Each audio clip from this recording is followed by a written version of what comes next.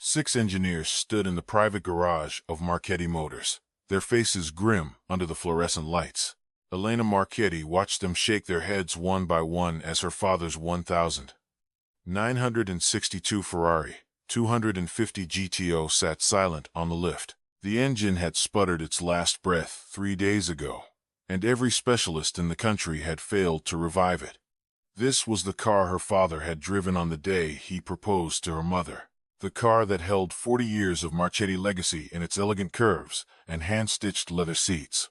The board of directors needed her to present it at the Pebble Beach concourse in 2 weeks, or they would vote to sell the company her father had spent his life building. Elena pressed her palm against the cold hood and whispered to no one in particular. There must be someone who can fix her. Behind her, Rosa, the family's longtime housekeeper, who had known Elena since she was a child, pressed a worn business card into her hand. Cole's Garage. We fix what others can't. The address led Elena 40M outside Charlotte, past strip malls and auto parts stores, into a neighborhood where the houses had chain-link fences and the lawns needed mowing.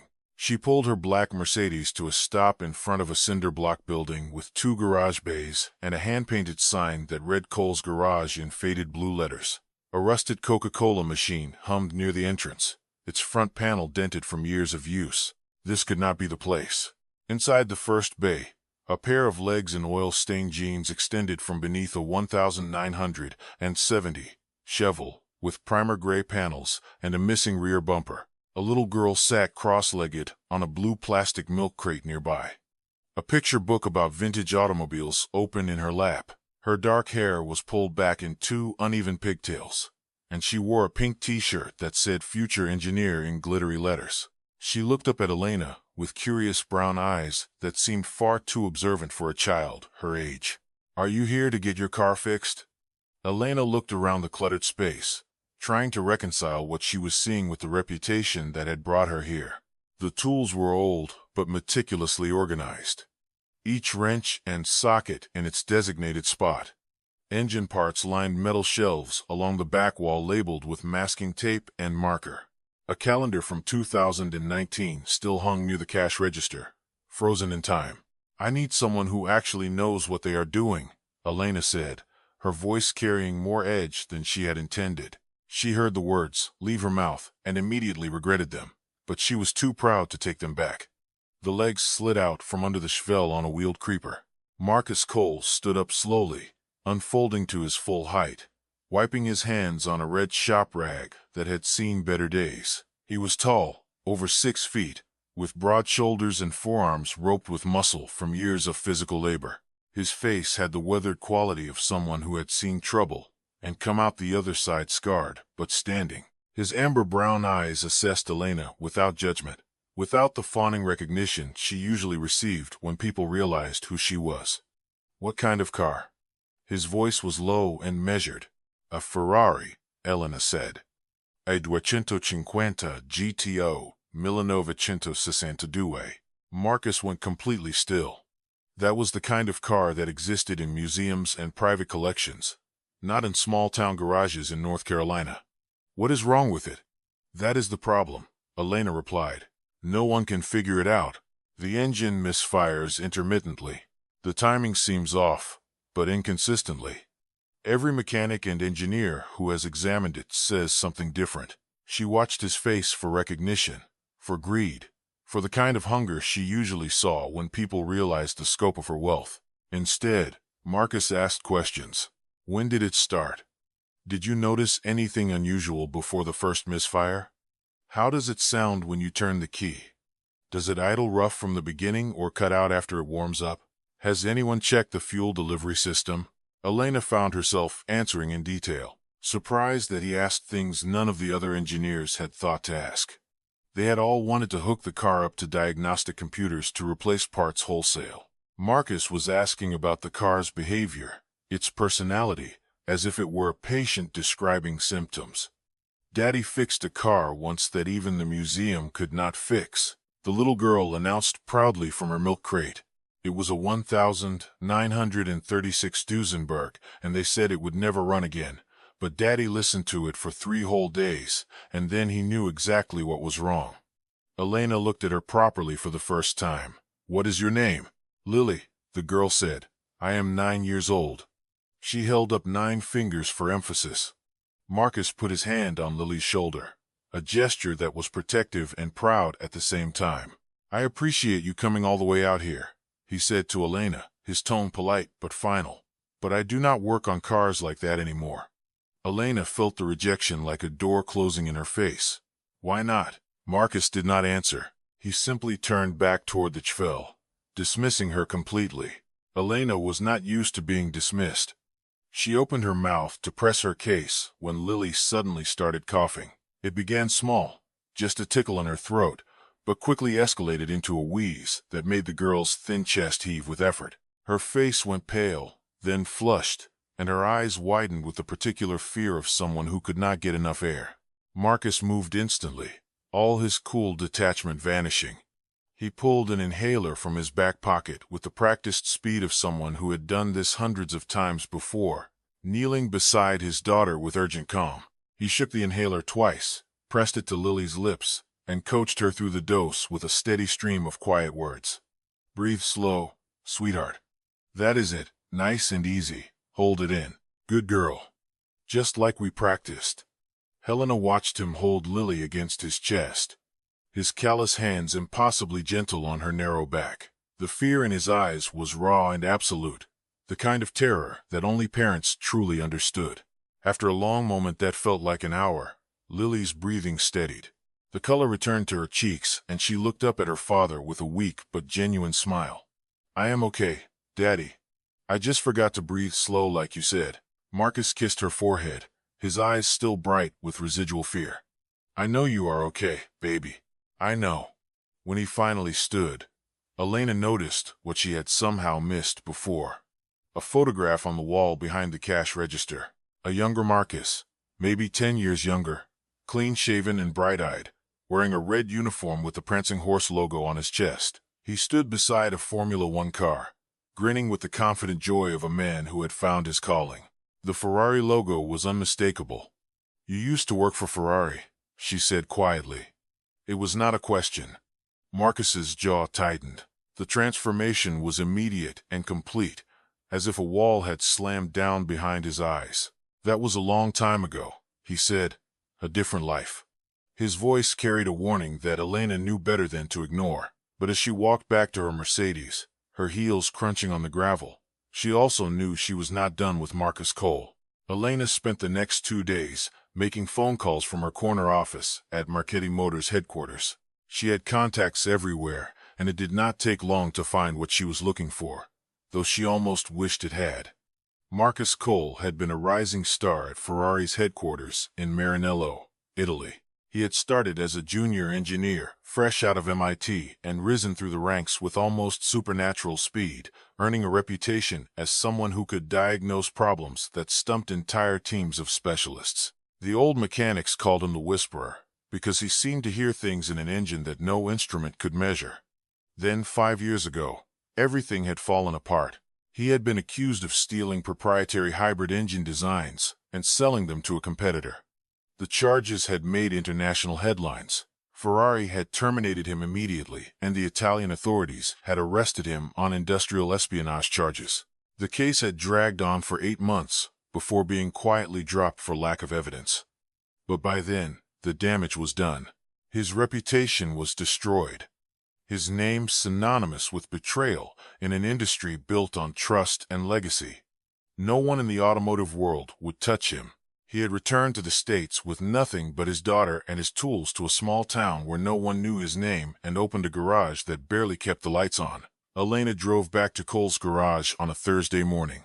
Lily was at school, and Marcus was alone in the first bay, bent over the engine of an old Ford pickup with rust blooming along its wheel wells. He looked up when her shadow fell across the hood, and she saw a resignation in his eyes.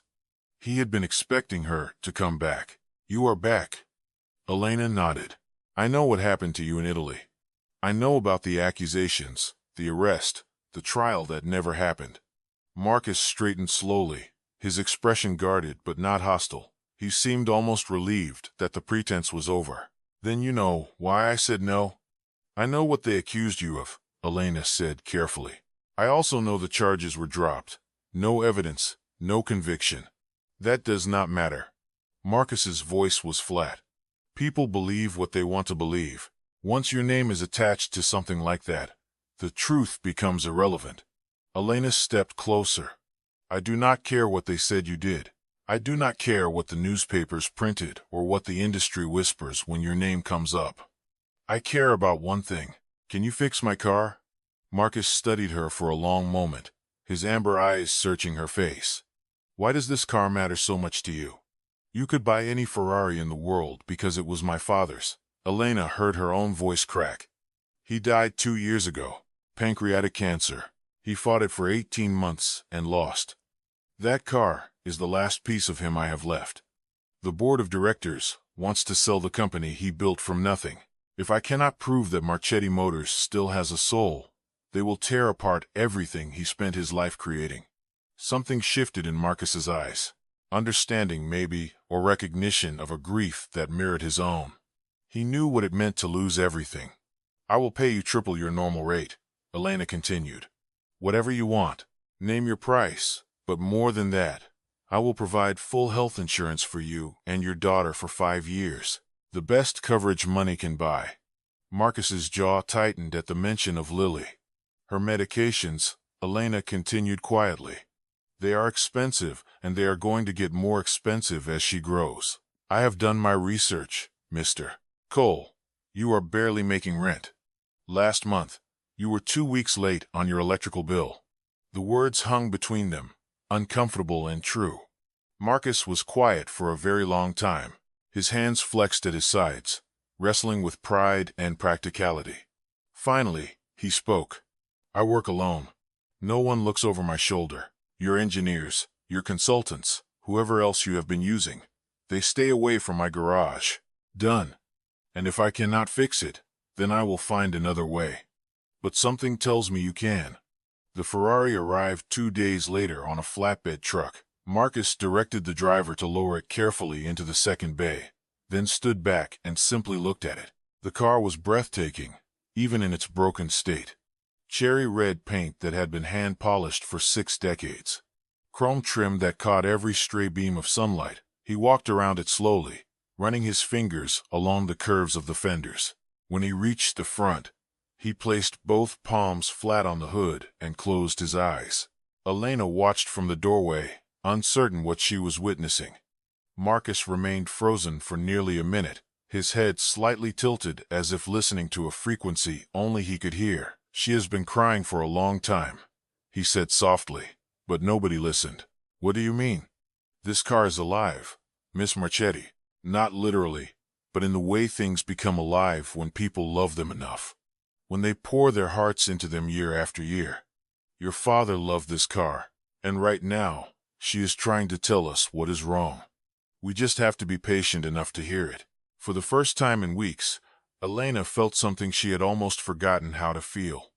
Hope. The days settled into a rhythm that felt almost natural.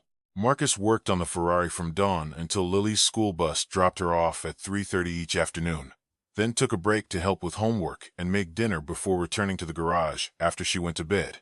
Elena found excuses to stop by almost every day, telling herself she was checking on her investment, monitoring progress. But the truth was more complicated. There was something about watching Marcus work that she could not look away from. His concentration was absolute, his movements precise and unhurried. Like a surgeon performing a delicate operation, he talked to the car while he worked, murmuring observations and theories in a voice too low for Elena to hear. On the 4th day, Marcus found the problem.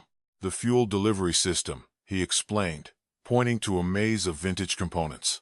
Everyone who looked at this car kept focusing on the modern additions, the electronic sensors, the upgraded ignition system. But the problem is in the original equipment. There is a microscopic crack in the fuel bowl that only opens up when the engine reaches full operating temperature and the metal expands. It took me 3 days to find it because I had to wait for the right conditions. Elena stared at the tiny fissure. He indicated they were too busy trying to fix what they thought was broken based on their assumptions and their computer models. Meanwhile, Lily had taken a liking to Elena. The girl would sit beside her while Marcus worked, showing Elena her collection of car pictures painstakingly cut from old magazines and arranged in a battered photo album.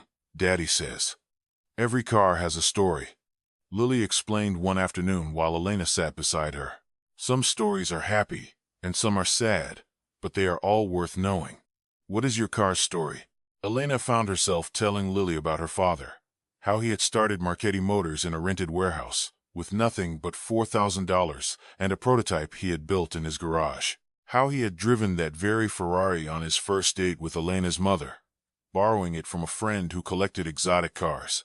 How he had used it to propose 3 months later, pulling over on a scenic overlook and presenting a ring while the engine idled behind them. How he used to take Elena for Sunday drives when she was Lily's age, teaching her the names of every part. "He sounds really nice," Lily said.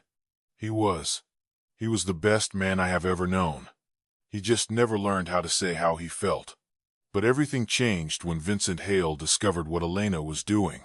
Vincent was the CFO of Marchetti Motors, a man who had worked for Elena's father for over 20 years, and now sat on the board of directors with a significant block of voting shares. He appeared at Elena's office on a Tuesday afternoon without warning, his silver hair perfectly combed, his Italian suit impeccably tailored, his smile never quite reaching his cold gray eyes. "I hear you have hired an interesting consultant for the Ferrari project." His voice was pleasant enough, but there was something predatory underneath it. Elena kept her expression carefully neutral. "His name is Marcus Cole. He is a mechanic." Vincent's smile widened, showing too many teeth. "He is also a disgraced engineer who was fired from Ferrari for industrial espionage, arrested in Italy, plastered across every automotive publication in the world. The board will not be pleased when they learn you have given him access to your father's car. That is between me and the board." Vincent leaned forward in his chair. "I am trying to help you, Elena.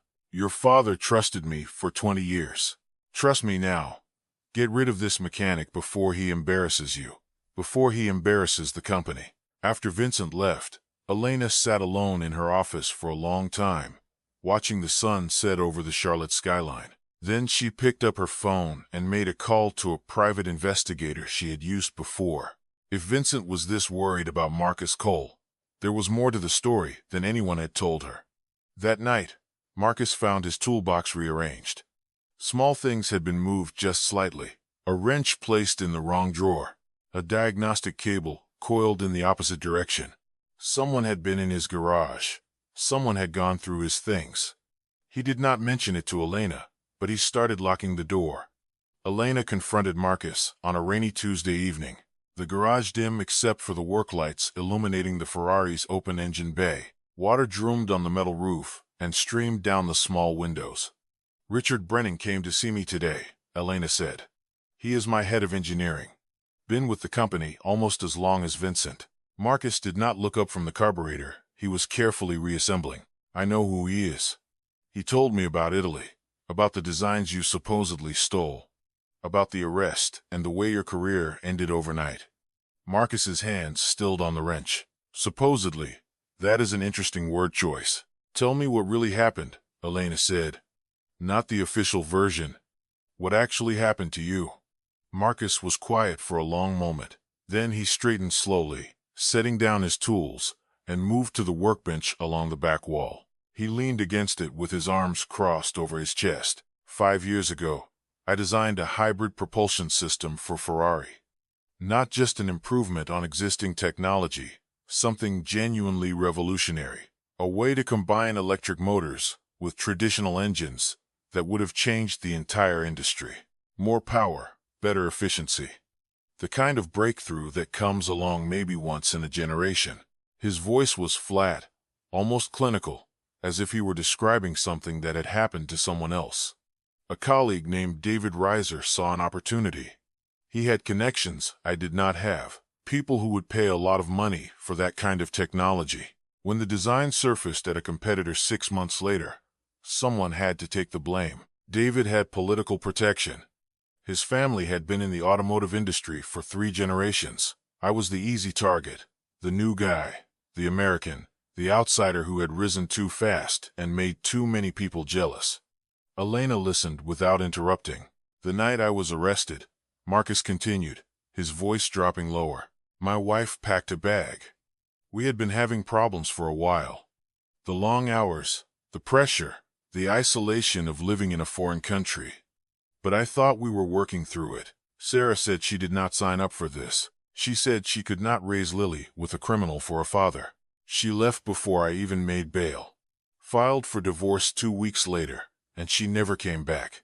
I am so sorry. I stopped fighting because I had a daughter who needed me more than I needed my pride. Marcus's eyes met Elena's. The charges were dropped eventually. Not enough evidence to prosecute, but by then it did not matter. My reputation was destroyed. My marriage was over. I took Lily and came home. Elena thought about her own battles. The boardroom full of men twice her age, who questioned every decision she made. The whispers that she had only gotten her position because of her last name. The constant pressure to prove that she belonged. My father used to say that the engine does not lie. She said quietly, people lie. Lawyers and executives all lie. But the engine just does what it does. The truth is in the mechanics. Marcus looked at her for the first time since she had started coming to his garage. And for a moment, something passed between them. Recognition, understanding. Two people who had been broken by the world and were still trying to put themselves back together. Smart man, Marcus said, and the corner of his mouth lifted in something that might have been a smile. Your father sounds like someone I would have liked. The moment was shattered by Elena's phone buzzing. She glanced at the screen and felt the blood drain from her face.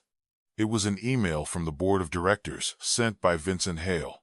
An emergency meeting had been called for Thursday morning. The subject line read, Personnel concerns. What is it? Marcus asked. Vincent just sent documentation to the entire board. Employment records from Ferrari, arrest reports, news articles from every major automotive publication. He is calling for an emergency vote to terminate your contract. Marcus nodded slowly. He had been expecting this. You should let me go, he said quietly. It is the smart move. Save your position. Protect your company. Helena's jaw tightened. I have never made the smart move in my entire life. But even as she spoke, she knew the choice before her was impossible. The board was meeting in 48 hours. If she did not fire Marcus, she would almost certainly lose everything her father had spent his life building. Helena drove to the garage at 11 on Wednesday night, her mind still churning through impossible options.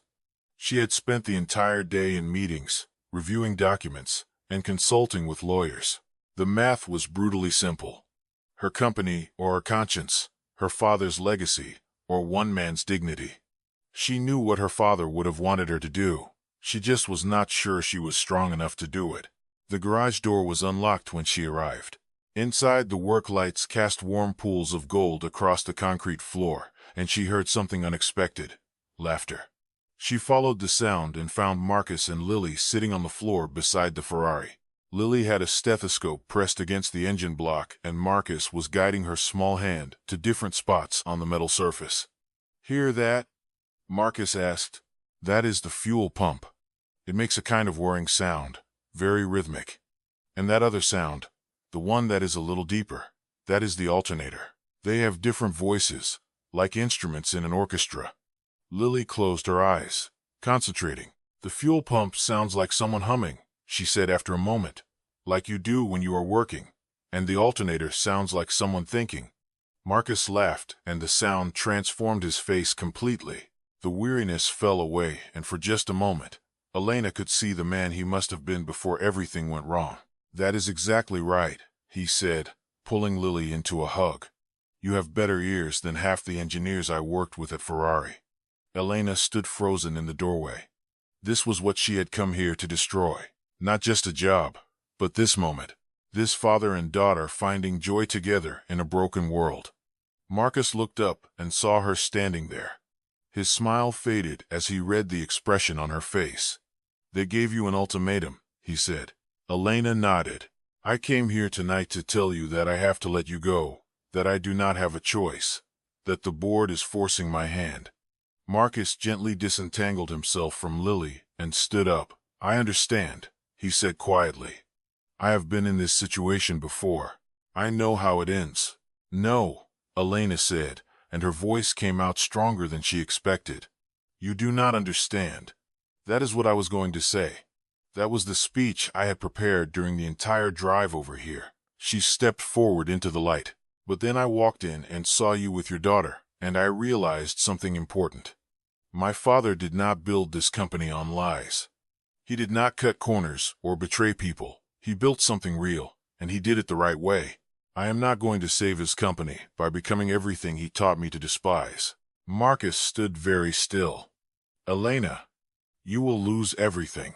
The company, your position maybe, probably actually, but I will still be able to look at myself in the mirror, and I will still be able to visit my father's grave and tell him that, when it mattered most, I did the right thing. She met his eyes. You stay.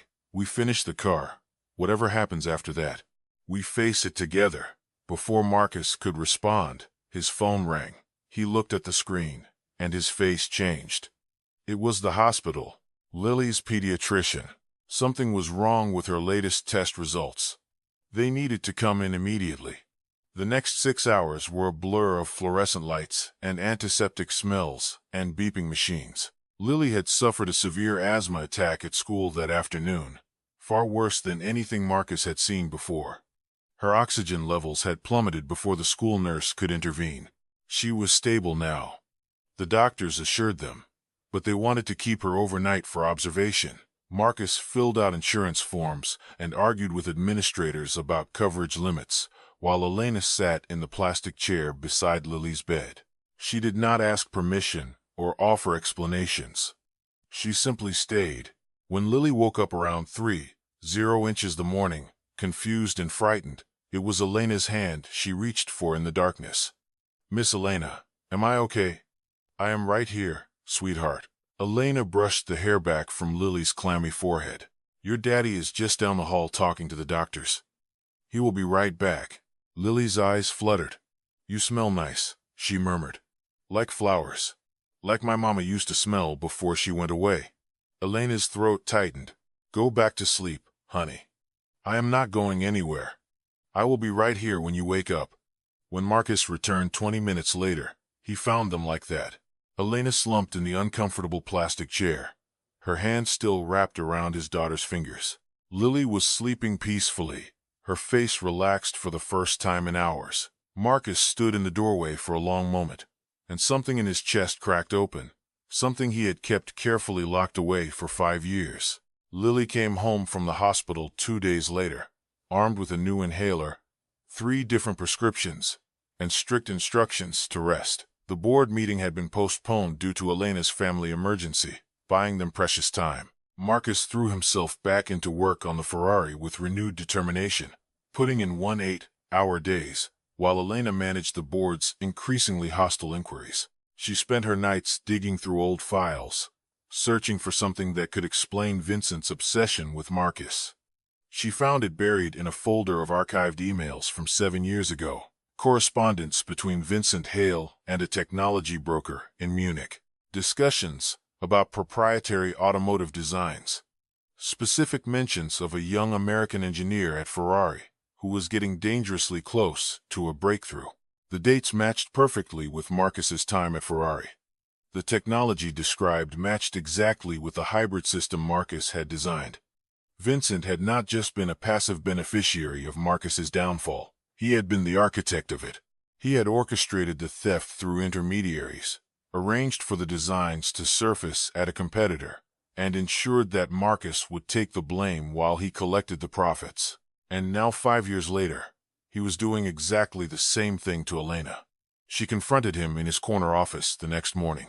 The evidence spread across his mahogany desk. Vincent did not even bother to deny it. Your father was soft, he said, leaning back in his leather chair. Sentimental. He built a beautiful company, and then refused to do what was necessary to protect it. That is why he is dead, and I am still here. Sell me your shares quietly, or I will destroy you like I destroyed that mechanic. Elena reached into her pocket and pressed stop on her phone's voice recorder. I think I will take option 3. She walked out before he could respond. That night, Marcus finally completed his work on the Ferrari. He ran every diagnostic twice, triple-checked every connection, and finally turned the key in the ignition. The engine roared to life with a sound that made Elena's eyes fill with tears. It was perfect. It was her father's voice, somehow captured in 12 cylinders and 60 years of love. But Marcus had also found something else, a hidden compartment behind the glove box. It seems carefully concealed. Inside was an envelope yellowed with age, addressed in her father's handwriting, "To my daughter when she needs it most." He brought it to Elena without opening it. "This was hidden in the car," he said gently. "I found it when I was working on the dashboard wiring. I think it is for you." Elena's hands trembled as she broke the seal. Inside was a letter dated 2 months before her father's death. He had known he was dying. He had written this letter to finally say the things he had never been able to say out loud. How proud he was of her strength. How sorry he was for being emotionally distant, for hiding his feelings behind work. How he knew she would face challenges that would test her to her very core, and how he believed completely and absolutely that she would rise to meet them. "Take care of my girl," the letter ended. "Not the car, not the company. You, because you, my darling daughter, were always the real masterpiece." Elena wept in the garage until there were no tears left. And when she finally looked up, Marcus was there, patient and steady, and ready to face whatever came next together. They drove through the night, Elena behind the wheel of the Ferrari and Marcus in the passenger seat, heading west toward Pebble Beach as the stars wheeled overhead. The car ran like a dream, its engine humming a song of resurrection and second chances. Rosa followed in Elena's SUV with Lily asleep in the back seat, the little girl clutching a stuffed rabbit she had named after her favorite race car driver. They stopped once for coffee at a 2-4-hour diner in New Mexico, and Marcus bought Lily a postcard of the desert sunrise to add to her collection. Elena watched them together, the easy affection between father and daughter, and felt something shift in her chest, something that felt dangerously like hope. Dawn was breaking over the Pacific Coast Highway when they finally reached Monterey, painting the sky in shades of pink and gold that reflected off the ocean. The Pebble Beach Concordiegos was already buzzing with activity despite the early hour. Hundreds of the world's most beautiful and valuable automobiles were arranged on the legendary 18th fairway of the golf course, their chrome gleaming in the morning light. Collectors and enthusiasts from around the world wandered between the displays, speaking in hushed tones about horsepower and heritage. Elena guided the Ferrari to its designated spot, her heart hammering against her ribs. She could see the Marchetti Motors contingent gathered near the judge's tent, and at their center, looking like a man who had already won, stood Vincent Hale. His silver hair was perfectly combed, his smile confident. He did not know what was coming.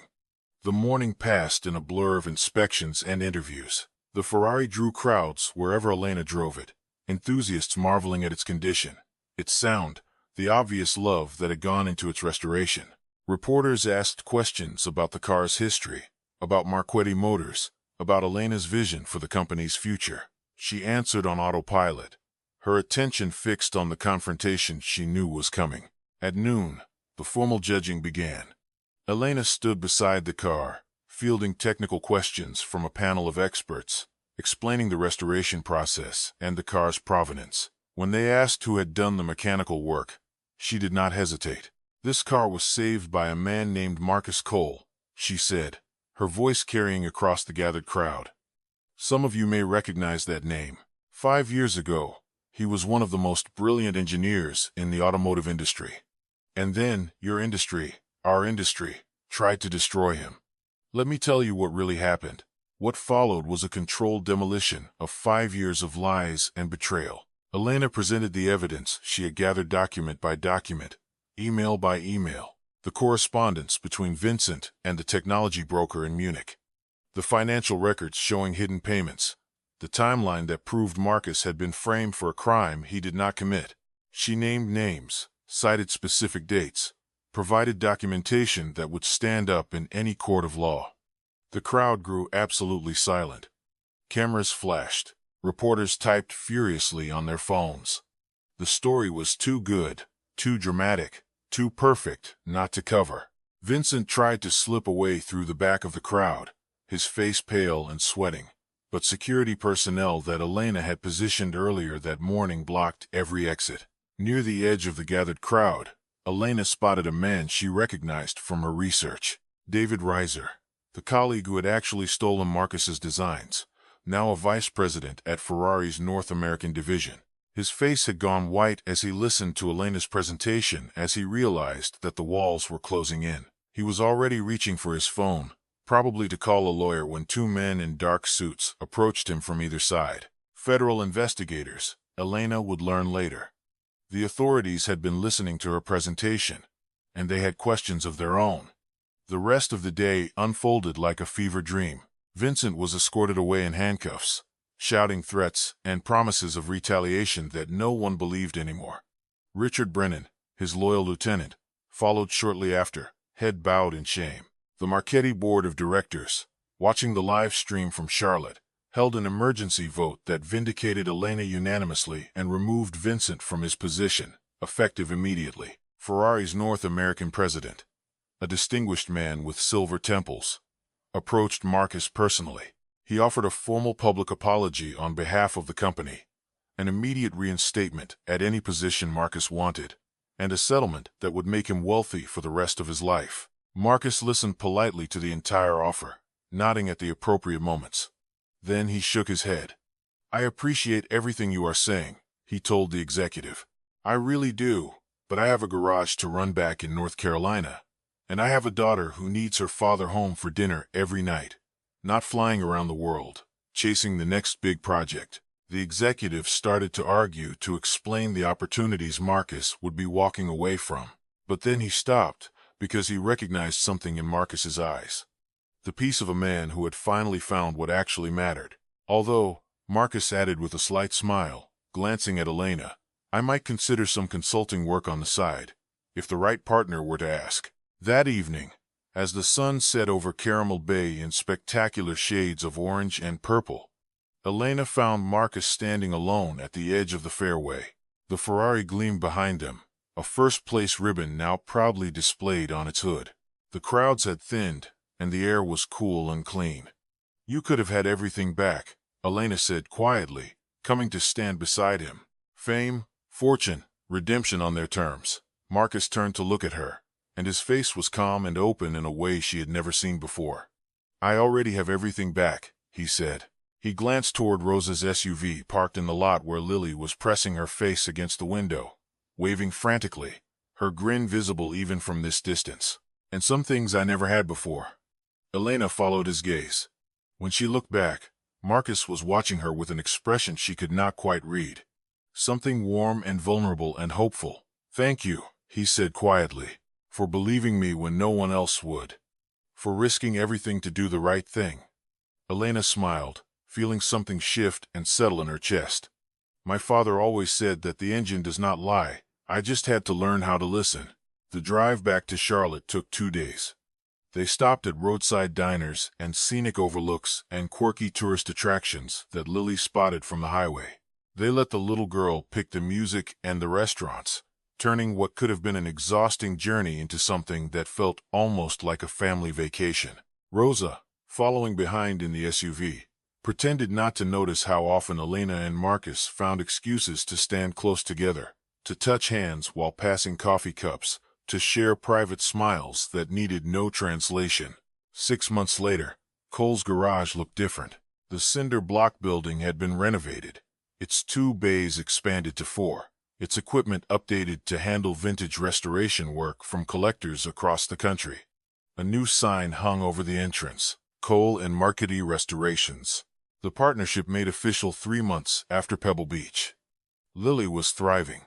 The new insurance had connected her with specialists who adjusted her treatment.